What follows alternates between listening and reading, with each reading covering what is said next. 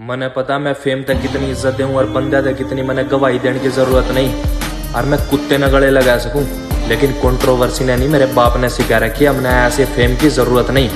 और रही बात डर की, मने मेरे बाप के थपड़ा का डर है, किसी बदमाश के फोन या गोली का नहीं। डर खौफ मने डार्लिंग तू बोली तो नहीं। और मेरा बाप मेरे शौक के खिलाफ था। जब मैं एकला चला तो समझ मैंने किसी सारे की लोड नहीं है। बाई होगा तो पाए में पड़ जाएंगे। नहीं नाम बोल किसकी अकड़ तोड़नी। पागल हो गई डार्लिंग।